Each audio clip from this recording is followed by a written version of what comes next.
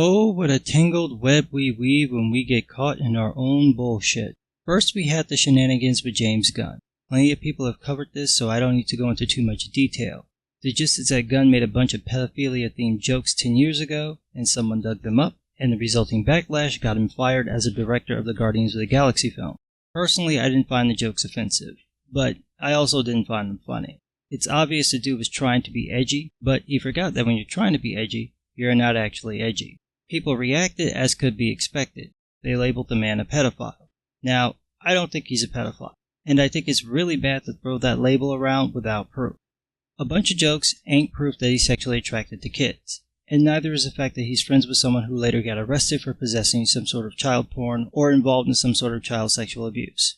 This is one of the few labels that sticks with you no matter what, so people really need to be careful because this stuff riles folks up. I'm not just talking about internet hate. I mean, people might actually try to physically hurt or kill this man because of this kind of accusation. So until there's proof, I'm not going to be calling the man a pedophile.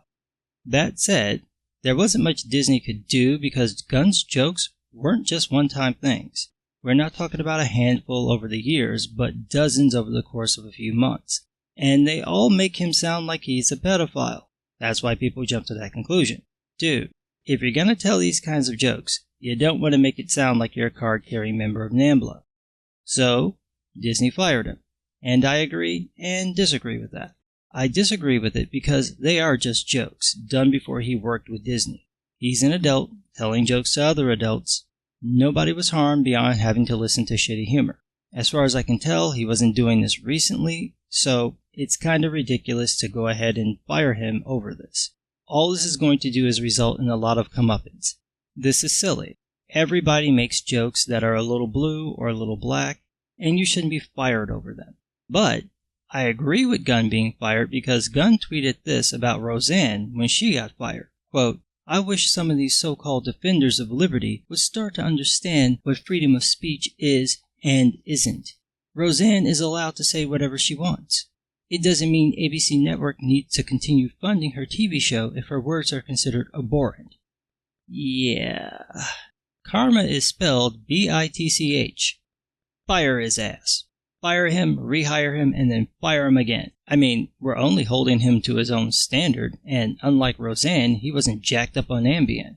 He knew exactly what he was doing, so if that's the standard, that people find your words abhorrent, you go. Jimmy. Hey Jimmy. Jimmy Mac, you're never coming back.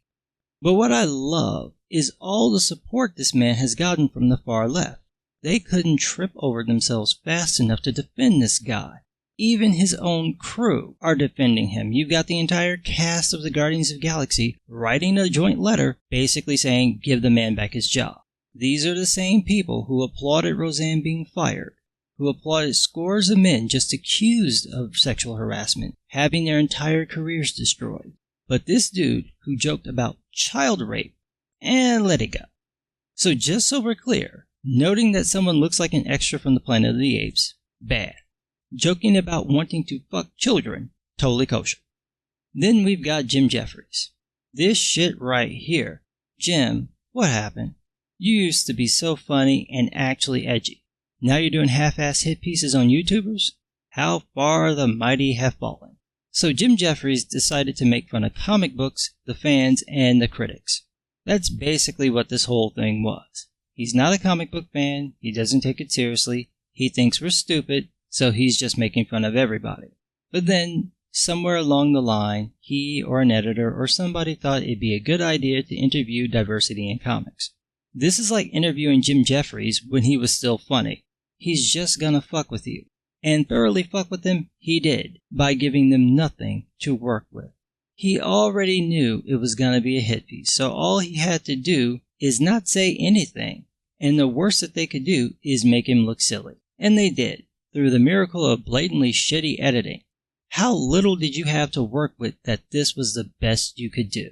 Even your own fans are calling you out on the hit job. Read the comments on the YouTube video. Totally backfired. If only there was a thing I could say that would accurately describe how poorly thought out this was. Oh wait. Yeah, it was a bad idea. But by far, my favorite part of this were the lefties in the comic book industry losing their shit that DNC came across as silly. You've got Heather Antos damseling so hard that all that's missing is a mint julep and a fainting couch. She's bitching on Twitter that the show contacted her to have her on, she turned them down, and then they did the segment without her. Yeah, that's how that works. The world doesn't revolve around you. Hollywood doesn't care about you. She's mad that they didn't follow up to ask her why she turned it down. Heather, let me show you something. You see this? Right here? That's how many fucks Jim Jeffries would give you. All that time at Marvel must have you thinking you're actually somebody. No plus. No double plus. Nobody fucking cares. Then you've got Magdalene Visaggio, tramseling. It's a thing. Mags is over here tweeting at Jim Jeffries like, why didn't you make him look racist? 'Cause they didn't have the footage, bitch. He gave them nothing. Nothing. They don't even have enough to make it up. But what I love about the reaction is that these folks are proving they're so full of shit. You're not terrified. Your lives aren't ruined. You just got called out on your bullshit and you don't like it. I'd have sympathy for you if you folks didn't do the very thing you're complaining about being done to you. Y'all harass people, sick mobs on people, blacklist people. You're just pissed that someone's pointing it out. And you're proving there's nothing to be scared of because you're still tweeting shit. And the worst that's happened is that you got roasted on a video. Maybe if you spent more time writing and editing, doing your fucking jobs, there'd be nothing to criticize. But my favorite, the creme de la creme, is that Mary Sue and the patron saint of feminism Anita Sarkeesian losing their shit over the Buffy the Vampire Slayer reboot. Oh, it's just so fucking cathartic. Here are these people who call male fans man babies when those fans complain about drastic changes and reboots of their favorite franchises. And they're over here losing their collective shit now that Buffy is gonna be black. Here's our patron saint saying, I just screamed no at the top of my lungs. Why? No, please, for the love of all that is good, do not do this. Oh, did somebody go poopy in their die-die? Poor little thing. Sarkeesian made her living off of slapping people down, making this very complaint. No matter what reason people had for wanting characters to remain the same race or sex or sexuality as they were originally created, the con artist here would prop up representation. But now that it's a franchise that she likes and admires, now it shouldn't be changed. I'm looking for a word. It starts with an H. No, not that one. That one starts with a W. No, not that one. That's a sidekick from Rocko's Modern Life. Hypocrite. That's what I'm looking for. And then there was a Mary Sue with, no, I don't want a Black Buffy reboot. And here's why. That's racist. It doesn't matter what you want. Buffy needs diversity. Yes, there have been Black Slayers before, but never as a lead and never as a Black Buffy. What about all the young black girls who want to look up to a ditzy blonde barely capable of managing her life while fighting off monsters? How are they supposed to identify with her if she doesn't look exactly like them? This is why representation is so important. How dare you? How dare you try to deny those black girls a chance to be a part of a cult classic franchise? Why the unmitigated gall?